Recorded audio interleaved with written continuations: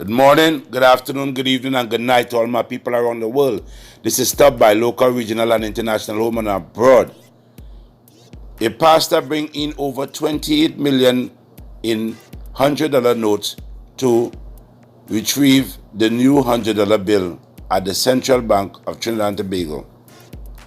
According to news report, moments before the dawn of 2020, Financial Investigation Branch Police went before a magistrate and secure detention court order to impound over $28 million worth in notes under the Proceeds of Crime Act.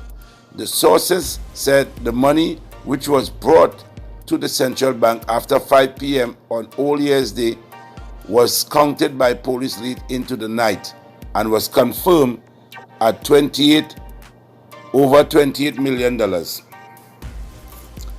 in all $100 bills. This is the most significant development so far in the currency changeover exercise. The dramatic situation arose when Longdeville pastor Vinworth Anthony Dayal, described as a minister of religion and a pastor of the Third Exodus Assembly Church of Depot Road, Longdeville, went to State Bank First Citizen branch at South Trunk Road, Laramie, on December the 23rd and informed the bank official that he intended to redeem all the old notes in his possession. First Citizen immediately told him to go to the central bank.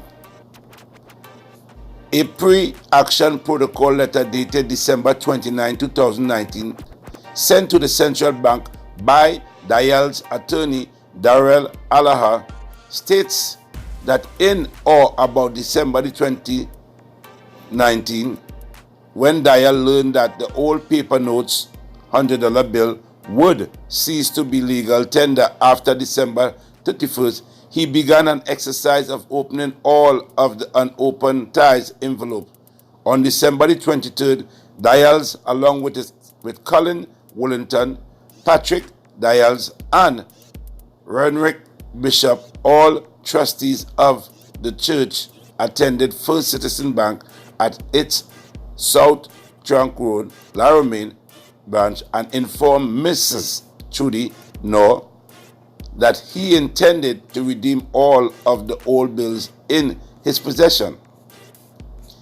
In the letter, Alaha, which is his attorney, explained this source of funds has been derived from churchgoers who contribute their tithes. Well, I tell you the honest truth, people go want to be pastors now, because if that's the type of money the pastor handling, people want to be pastors, I guess, I don't know, but I did the thing now. Allah stated that Dayal had collected over the past 19 years voluntary offering for his personal use and benefit from members of the congregation of the church in the form of tithes. He's saying that his client, Mr. Dayal, collect this money over 19 years, $28 million, $1 million a year, I guess, and more, because in 19 years, you have $28 million and more. Boy, I tell you. Anyway, he said, my client had during the aforementioned period securely stored those tithes envelope containing cash tithes, and they would be opened only when the needs arose.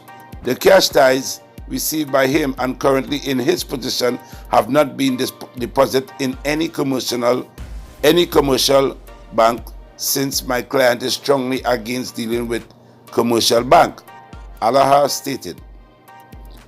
However, tithes given by checks were deposited into a special bank account for that purposes, he added. Alahad, which is the attorney still speaking, said Dayals, which is his client, told First Citizen on December 23rd that he estimated that the sum was approximately $28 million.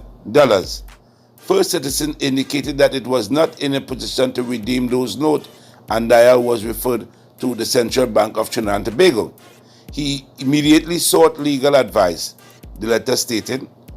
On the next day, December the 24th, the day before Christmas, Mr. Dayal, through his attorney Allaha, contacted the Central Bank and liaised with Nadira Ram Mahatula Rajaks, the Central Bank anti-money laundering specialist, whom he informed of his intention to redeem the estimated sum before December the 31st.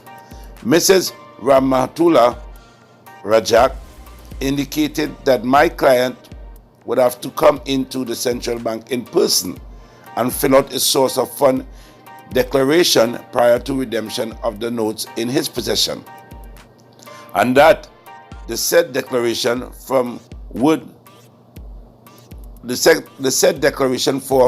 only be made available at the Central Bank, the letter stating. Dayal, through his attorney, informed Rahmatullah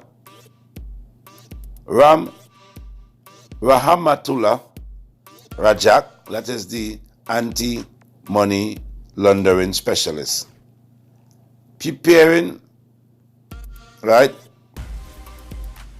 Rahmatullah Rajak, that he was taking urgent instruction and preparing a comprehensive statutory declaration detailing his source of fund, and that he was willing to comply with any relevant disclosure without prejudice to his rights to redeem the old $100 bills in his possession prior to December 31st.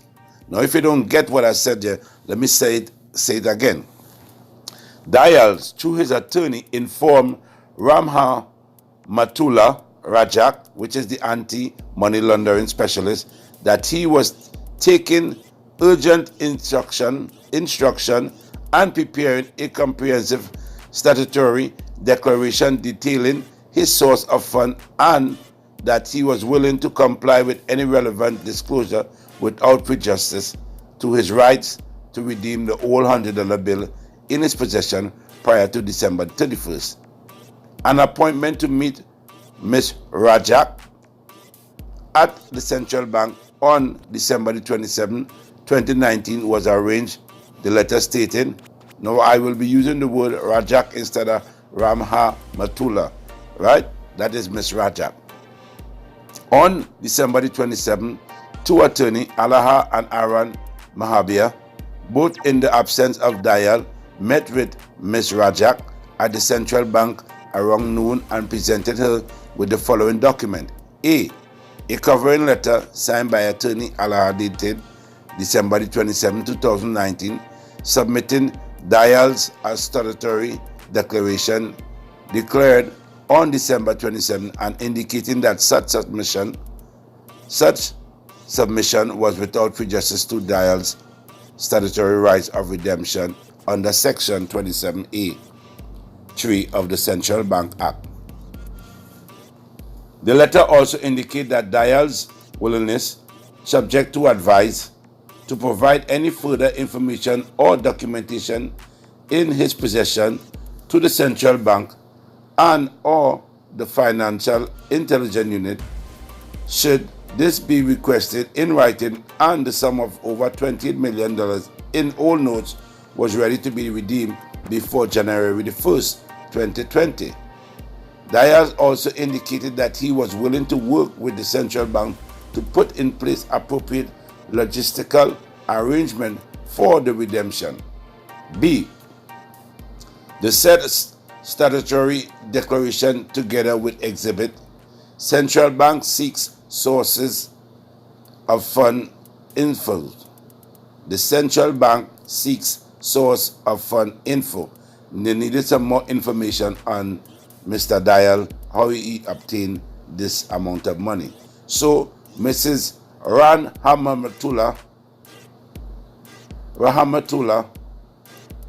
Rajak informed Allaha at the meeting that the submitted statutory declaration would be considered and that he would receive some word about the logistical arrangement to be put in place for the redemption of the note. Through Rahmatullah Rajak, the central bank money laundering specialist, however, requested the following information. The Church First Citizen Statement for 2018 and 2019. B. Dayal's bank statement for 2018 and 2019 for the bank account at First Citizen, which he held jointly with his wife. This is part 1 of The Pastor and His Money in Trinidad and Tobago. This is stop by, share, like, comment, and subscribe. Don't forget to subscribe and press that button, all notification. Bless.